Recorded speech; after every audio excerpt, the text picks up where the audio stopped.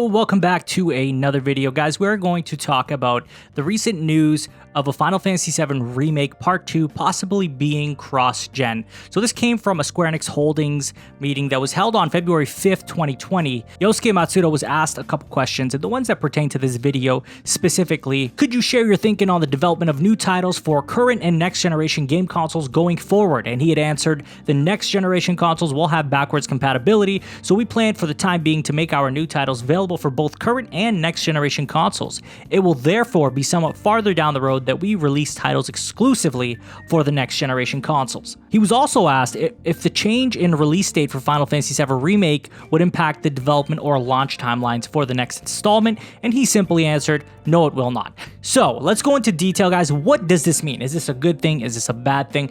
There's a lot to dive into here because I feel like there's two ways to look at this. Number one, it could be a good thing because we have 100 million units out there in the wild for the PS4, which means more customers. And it also means down the road when FF7 Remake Part 2 comes out, that we'll have the addition of not just more PS4 units, but we'll have the addition of PS5 units to add on top of that. Now, of course, as I was saying before, this can be looked at in two different ways. Now, we talked about the positive. We talked about the numbers, more consumers, more copies being sold, all sorts of great stuff happening there on the business side of things. But when we talk about performance, when we talk about how this is going to impact the Final Fantasy VII Remake gameplay and the overall product, it's almost another story. So we know that the PlayStation 4 and the Xbox One suffered from a weak CPU this generation. Next generation, I don't see that being a problem, which is great. But it's going to be a problem if we're talking about one edition being made for the PS4 and the PS5. Now, all this could go to the side if there are two different editions made. Now, if the PS4 edition is kind of scaled down, everything's brought down to just what the PS4 can handle, and the PS5 edition is a whole nother edition where it's taking advantage of the CPU, so the AI is smarter, your teammates are going to be a lot more useful, enemies are going to be more difficult. If these things are being impacted, frame rates are obviously going to be better. We're going to also have probably more objects on screen.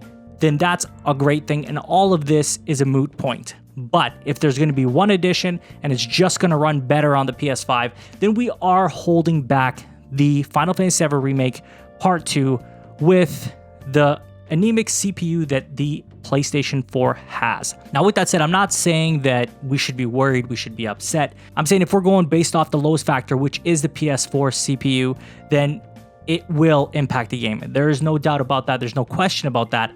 Unless they make two versions, which would require a lot more resources. Whether it ends up being worth it or not is a whole nother story. There's also the point of where it's going to make them more money, and ultimately they need to sell the most copies possible. With that said, we have to look at it like this. Final Fantasy VII Remake Part 1 comes out April 10th. Excellent. That's great. Okay. How many more years are going to pass till we get Part 2? I don't see 2021 being an option. It is way too soon, even with the ability to reuse assets, with the ability to already have kind of an established gameplay mechanic system. You know, they do change things frequently, so we don't even know that the gameplay mechanics are going to stay exactly the same. They may be enhanced. They may be refined more. Like, naturally, that's what happens with sequels, right? So that is kind of the expectation.